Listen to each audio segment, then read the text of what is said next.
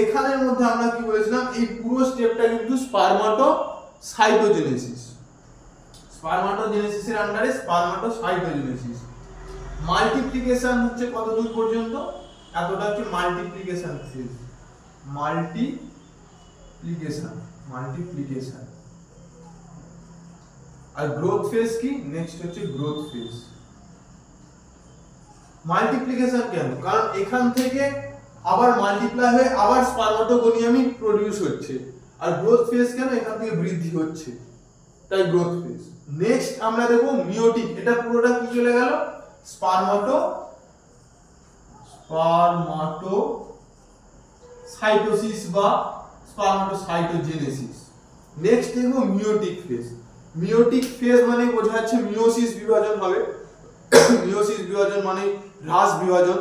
আর হ্রাস বিভাজন এখানে কেন ঘটবে, কারণটা কি, কারণ আমরা জানি যে আমাদের ক্ষেত্রে মানবদের 46টা ক্রোমোজোম রয়েছে। মিওসিস প্রক্রিয়া যদি না হয়, যদি 46 থেকে 46 ক্রোমোজোম প্রোডিউস হয়ে যায়, তো সেক্ষেত্রে ক্রোমোজোমের সংখ্যাটা তো নেক্সট জেনারেশন আর ধ্রুবক থাকছে না।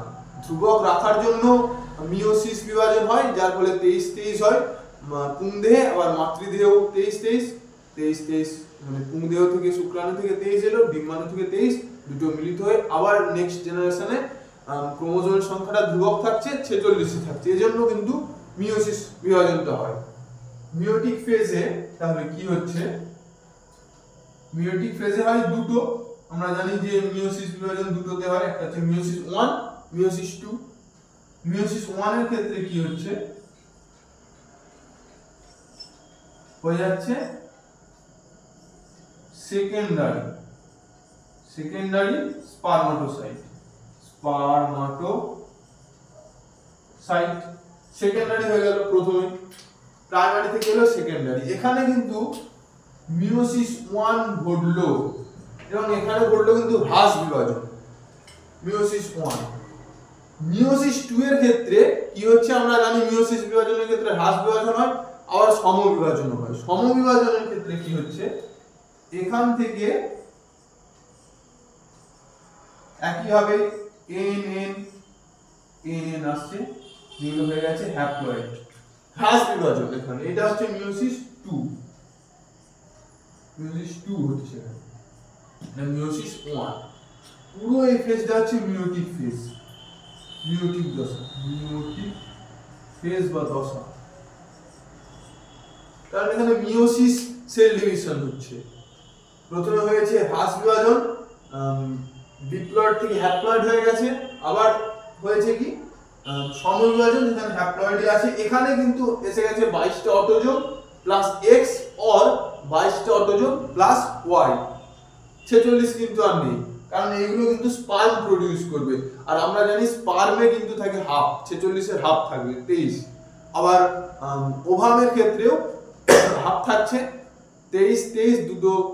যখন জাইগোট প্রোডিউস করছে, যেখান থেকে এমব্রায়োটা তৈরি হবে, জাইগোটে আবার 46ই হয়ে যাচ্ছে, ফলস্বরূপ মানব দেহে ধ্রুবক থেকে যাচ্ছে, 46ই থেকে যাচ্ছে। ঠিক আছে, এইগুলো এসে গেল কি মিওটিক ফেজ। এগুলো কিন্তু স্পারমাটিড,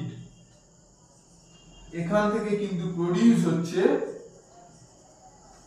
স্পার্ম, যেগুলোকে বলা হচ্ছে স্পারমাটোজোয়া।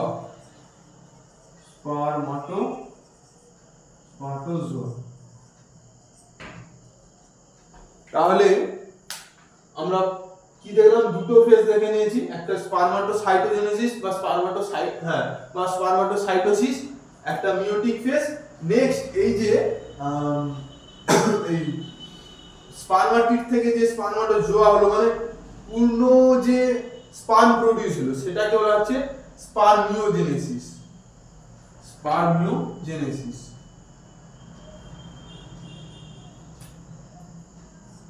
অপূর্ণ স্পার্ম থেকে যে পূর্ণ স্পার্ম তৈরি হচ্ছে, একদম ওয়েল ডেভেলপ, সেটা হয়ে গেল স্পারমিওজেনেসিস।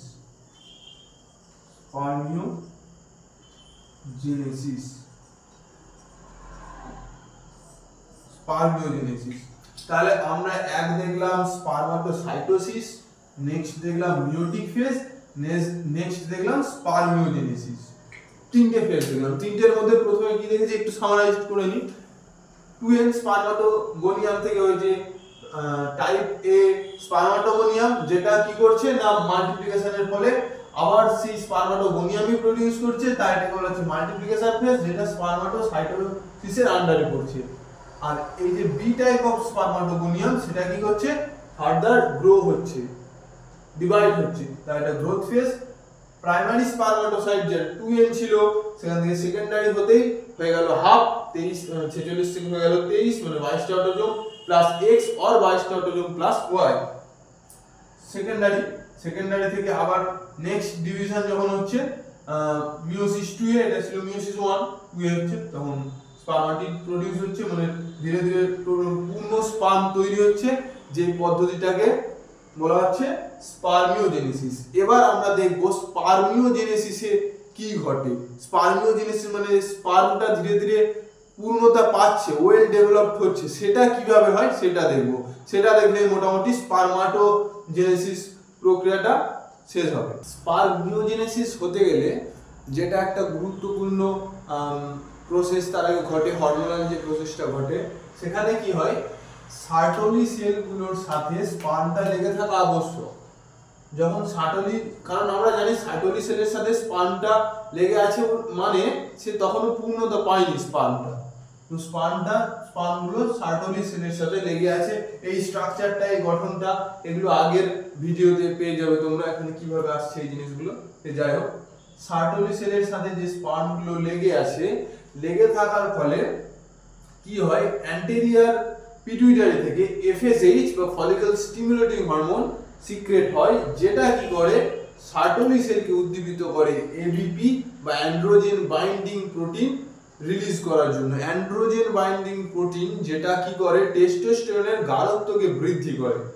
অ্যান্ড্রোজেন বাইন্ডিং প্রোটিন মানে অ্যান্ড্রোজেনের সাথে বাইন্ড করবে, ফলস্বরূপ টেস্টোস্টেরনের গাঢ়ত্ব বৃদ্ধি পাবে। এই টেস্টোস্টেরনের গাঢ়ত্ব বৃদ্ধি পাওয়ার ফলে কি হবে স্পার্মগুলো ধীরে ধীরে ডেভেলপ করতে থাকবে। সেই জিনিসটাই, সেই প্রসেসটাই হচ্ছে স্পারমিওজেনেসিস। এবার স্পারমিওজেনেসিসটা কিভাবে হয় সেটা দেখব। এবার আমরা দেখব স্পারমিওজেনেসিস প্রক্রিয়াটা। স্পারমাটোজেনেসিস প্রক্রিয়ার প্রত্যেকটা ধাপ আমরা দেখছি, তার মধ্যে শেষের যে ধাপটা সেটা দেখব। এটা স্পারমাটোজেনেসিসের মধ্যে কিভাবে স্পার্মটা প্রোডিউস হচ্ছে সেটা দেখানো হয়েছে। এখানে কিভাবে ডেভেলপ হচ্ছে স্পার্মটা সেটা এবার আমরা দেখব। না, এই ডেভেলপমেন্টটা দেখতে গেলে আমাদেরকে দেখতে হবে কিছু চেঞ্জেস। কিসের চেঞ্জেস? গলগির চেঞ্জেস, গলগি বডির চেঞ্জেস, দেখতে হবে নিউক্লিয়াসের চেঞ্জেস, দেখতে হবে মাইটোকন্ড্রিয়ার চেঞ্জেস, আর দেখতে হবে সাইটোপ্লাজমের চেঞ্জেস, সাইটোপ্লাজম। এরকম কিছু কিছু কোষীয় উপাদানের চেঞ্জেসের ফলে কিন্তু পূর্ণাঙ্গ স্পার্মটা হয়। যদি এখানে দেখি গলগি অ্যাপারেটাস, গলগিটা কি হয় প্রথমে প্রোঅ্যাক্রোজোমাল দানা তৈরি করে, প্রোঅ্যাক্রোজোমাল, তারপরে সেখান থেকে আসে অ্যাক্রোজোমাল দানা, সেগুলো ঘনীভূত হতে থাকে, ঘনীভূত হতে হতে তৈরি করে অ্যাক্রোজোমাল ভেসিকল। অ্যাক্রোজোমাল ভেসিকলটা অ্যাকচুয়ালি আমরা জানি স্পার্মের সামনে অ্যাক্রোজোম থাকে বা অ্যাক্রোজোমাল ক্যাপ থাকে, সেটা কিন্তু প্রোডিউস করে এই অ্যাক্রোজোমাল ভেসিকলটা। অ্যাক্রোজোমাল ভেসিকল ঠিক নিউক্লিয়াসের সামনে এভাবে ধীরে ধীরে পুঞ্জীভূত হতে থাকে, যেটা আরো গাঢ় আরো ঘনীভূত হতে থাকে ধীরে ধীরে। দেখা যাচ্ছে মানে প্রোঅ্যাক্রোজোমাল দানা, অ্যাক্রোজোমাল ভেসিকল, অ্যাক্রোজোমাল ভেসিকলটা ধীরে ধীরে তৈরি করে অ্যাক্রোজোমাল ক্যাপ, যেটা থাকে স্পার্মের ঠিক অগ্রভাগে সামনে। এবার যদি দেখি নিউক্লিয়াসের changes, nucleus normally histone protein থাকে, কিন্তু এক্ষেত্রে কি হয় সেটা প্রোটামিন প্রোটিন আসতে থাকে। ফলস্বরূপ কি হয় প্রোটামিনটা আরো বেশি ঘনীভূত হয়। তো এই যেটা হিস্টোনের তুলনায় বেশি গাঢ়, তো সেটা কি করে নিউক্লিয়াসটিকে আরো পুঞ্জীভূত করতে থাকে, যেটা স্পার্ম প্রোডিউসের জন্য দায়ী। যেটা স্পার্ম প্রোডাকশনের জন্য প্রয়োজন। তাহলে আমরা দেখলাম অ্যাক্রোজোমাল ক্যাপটা কিভাবে আসছে, দেখলাম নিউক্লিয়াসটা কিভাবে চেঞ্জ হচ্ছে। এবার দেখো এটা কিন্তু পুরোটা সাইটোপ্লাজমের চেঞ্জেসটা কি হচ্ছে সেটাও দেখবো। মাইটোকন্ড্রিয়াগুলো যা রয়েছে, আচ্ছা আর একটা রয়েছে সেন্ট্রিওলের যে দুটো পার্ট, তার মধ্যে একটা ডিস্টাল সেন্ট্রিওল আর প্রক্সিমাল। এই ডিস্টাল সেন্ট্রিওল থেকে কি হয়, প্রক্সিমালটা চলে যায় নিউক্লিয়াসের কাছাকাছি, আর ডিস্টালটা থেকে তৈরি হতে থাকে ফ্লাজেলাম বা ফিলামেন্ট, যেটা পরবর্তী ক্ষেত্রে তৈরি করে টেল। এইখান থেকে সাইটোপ্লাজম এইখান থেকে আসছে, ঠিক আছে। এবার যে মাইটোকন্ড্রিয়াগুলো রয়েছে, ওই মাইটোকন্ড্রিয়াগুলো ওই ফ্লাজেলামের মধ্যেই, এইগুলো মাইটোকন্ড্রিয়া ফ্লাজেলামের মধ্যেই কি হচ্ছে, ধীরে ধীরে এক জায়গায় পেঁচিয়ে রয়ে যাচ্ছে, অনেকটা দড়ির মতো পেঁচিয়ে যাচ্ছে। কোথায় না, ঠিক এই নেক রিজিয়ন। ফলস্বরূপ কি হচ্ছে, অ্যাক্রোজোমাল ভেসিকেল চেঞ্জেস হতে হতে অ্যাক্রোজোমাল ক্যাপ গঠন করে ফেলেছে, নিউক্লিয়াসটা চেঞ্জ হয়ে গেছে, মাইটোকন্ড্রিয়াটা মধ্যাংশে পুঞ্জীভূত হয়েছে। ফলস্বরূপ কি দেখা যাচ্ছে, একটা স্ট্রাকচার আসছে পূর্ণাঙ্গ স্পার্মের, যেখানে অ্যাক্রোজোমাল ক্যাপ বা অ্যাক্রোজোম রয়েছে নিউক্লিয়াস, রয়েছে তার মিড পিস যে পোরশনটা, যেটা মাইটোকন্ড্রিয়াসে তৈরি করেছে, আর পরে রইল টেল, যেটা ফ্লাজেলাম আকারে প্রোডিউস হতে হতে পূর্ণাঙ্গ স্পার্মের টেল গঠন করেছে। আর এই যে সাইটোপ্লাজমটা, এই সাইটোপ্লাজম এটা কি হতে থাকে, ধীরে ধীরে বিনষ্ট হতে থাকে। শেষমেশ যে এক্সেস সাইটোপ্লাজমটা রয়েছে, সেই এক্সেস সাইটোপ্লাজমটা ধীরে ধীরে বিনষ্ট হতে আলটিমেটলি বিনষ্ট হয়ে যায়, আর আমরা পেয়ে যাই পূর্ণাঙ্গ স্পার্ম। আমাদের তাহলে মূল লক্ষ্যটা এখানে কি ছিল না, আগে যেটা বলেছিলাম সেটা হচ্ছে স্পারমাটোগোনিয়াম থেকে কিভাবে স্পার্ম তৈরি হয় সেটা দেখা। যে পদ্ধতিটা হচ্ছে স্পারমাটোজেনেসিস।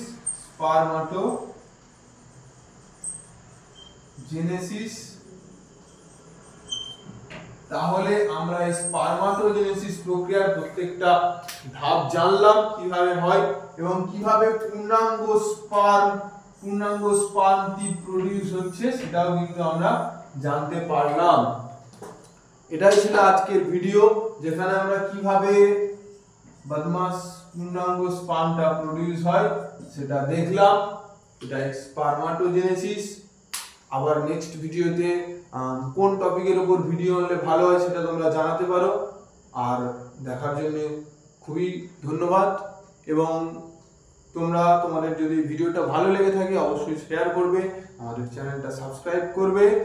থ্যাংক ইউ আমাদের ভিডিও দেখার জন্য।